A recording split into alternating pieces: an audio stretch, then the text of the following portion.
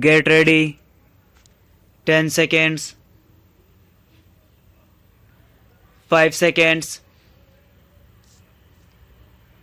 Start. Mr.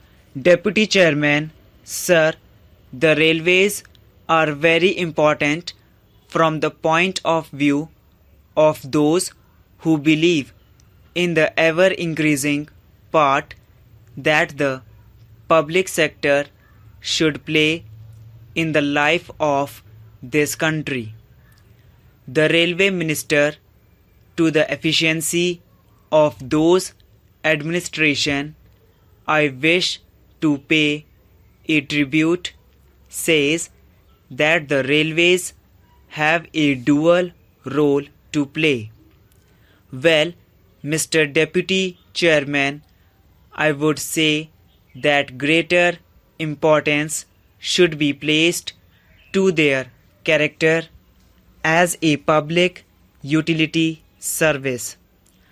I do not say that no importance should be placed to their commercial utility side, but greater importance should be placed to their public utility service. The railways, therefore, should be model employers in this country. They should set the pattern for employers in this country, and that is the pattern that should be followed by the private sector also. Now, sir, even private companies can run commercial concerns, but it is the belief of socialists that the state alone can run them in a manner consistent with public welfare. Therefore, the supreme criterion by which the railway administration should be judged is the utility so far as the public is concerned. Therefore, I think the railways should be responsive to public needs. They should have the public welfare at heart. I am glad to find that non-official agencies are being associated with the railways in a number of ways. There are a number of committees that have been enumerated by the respected railway minister. They provide the railway administration with non-official help and cooperation. I say, sir, that if nationalized industries are to make an appeal to the country, their public utility work must become increasingly clear to the public. Whether from the public point of view, the railways contribute more or less to the general revenues should be a matter of less concern than their efficient running. Now, sir, I listened with interest to the speech of my friend in which he catalogued the grievances of railwaymen and suggested various methods in which the administration can be more responsive to the needs of railwaymen. I fully agree and support those recommendations. Then, sir, it is a matter of great concern that house rents in some places are very high, and the railway employees should be given house rents at low rates.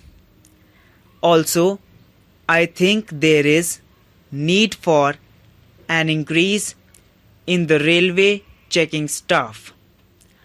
If the railway checking staff is increased, ticketless travel will go down provided that you make it worthwhile for the railway staff to carry out their duties.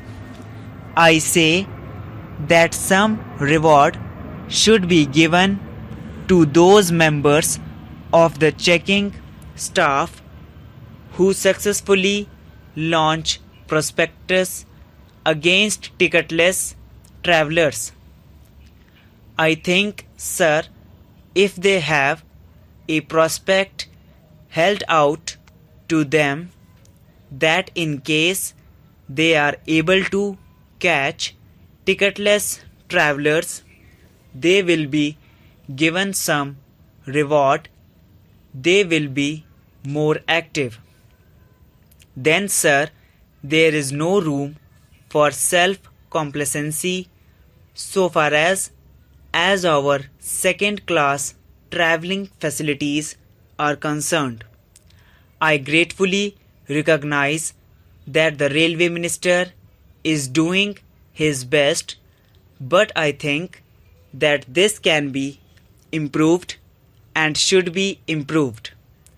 There should be more Janta trains for second-class passengers.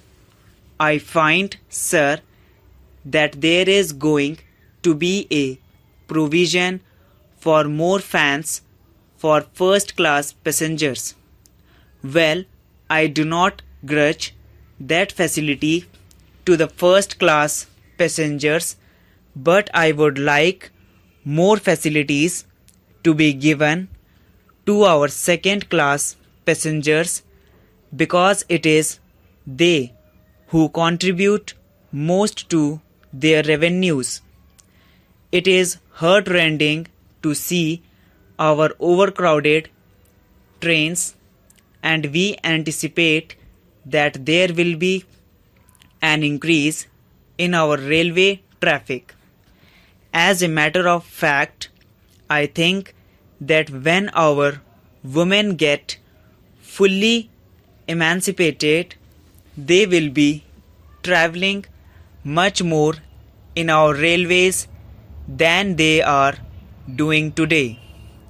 You go and see the Western countries, there you find that the greater number of passengers are represented by women. It is not so in this country. I would say one or two words about catering in our railways. I am not one of those who wish to be very critical of catering. I think the standard of catering is not bad. On the whole, it is fairly reasonable, but the number of waiters in our platforms requires to be greatly increased.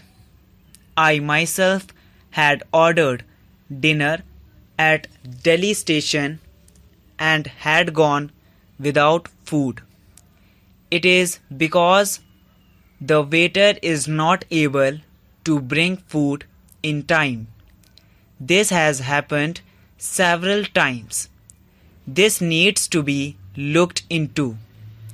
At one time, we used to have a number of waiters running all over a station. That is not so now. The number has gone down. If the air-conditioned travelers and the first-class passengers find it difficult to get food, much worse must be the case with the second-class passengers. A complaint which I have often heard from many second-class passengers and many people of moderate income is that the charge per kilogram of luggage is too high.